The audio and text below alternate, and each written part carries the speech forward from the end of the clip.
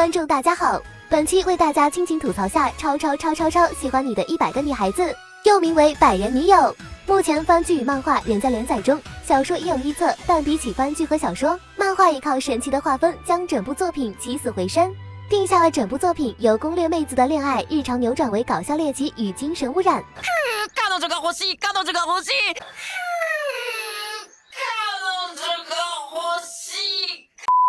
开篇的故事十分的老套，以主人公炼太郎第100次被拒绝后，在神社许下想要女友的心愿，神明回应了炼太郎的心愿，并告诉了他你有100个命运之人，同时附加了个很深草的设定，遇到命运之人如果不恋愛那就得死。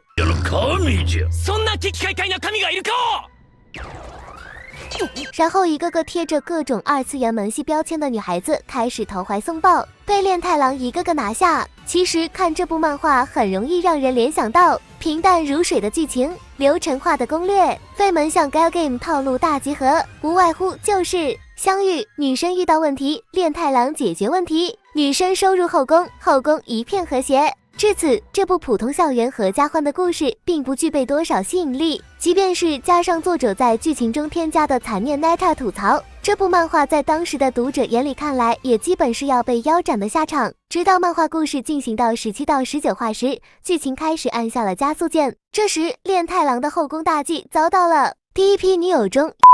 人设的与乡里的妈妈与里的反对，两情相悦家长阻挠的剧情在各式各样的恋爱漫画中都十分常见，然后围绕这点的营救行动也属于恋爱漫画上的王道剧情。但是本漫画的对于这种剧情的展开处理，选择了一条不一样的路线。盖饭。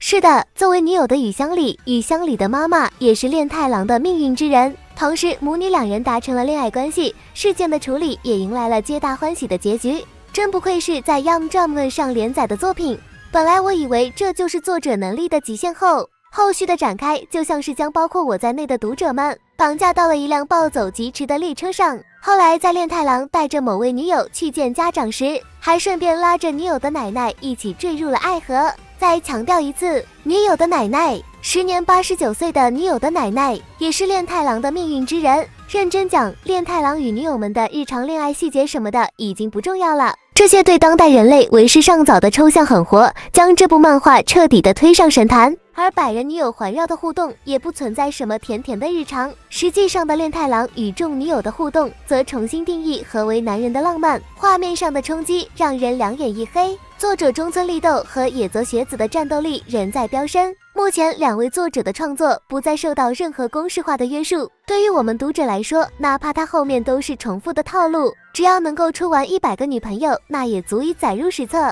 毕竟目前超过150话的原作中，炼太郎才交到了第26位女朋友，还有整整74位女朋友要画。而且值得称道的是，这26位女朋友全都有完全不同的人设，下到10几岁，上到80几岁，lowly 大姐姐、痴女、五口、眼镜娘等等，应有尽有。男女朋友间普普通通秀恩爱的抛弃游戏，吸枕、反向吸枕，在2位作者的运作下，也能成为一代经典。特别是这冲击力直追黑人抬棺的吸枕画面，仿佛在告诉诸君，男主安详的制服升天，再无遗憾。很难想象作者接下来还有什么创作空间。如果真的能画完，那这边漫画某种程度上也足以称为人设教科书了。按照现在的剧情发展进度，后面可能会再出现宇宙人、未来人、异世界人、穿越者，男主基友性转后爱上男主，这些超常展开。如果可以，我希望作者克制一点，后续可能会对该作品进行一个系统性的整理和介绍。我是黑玉君，我们下期再见。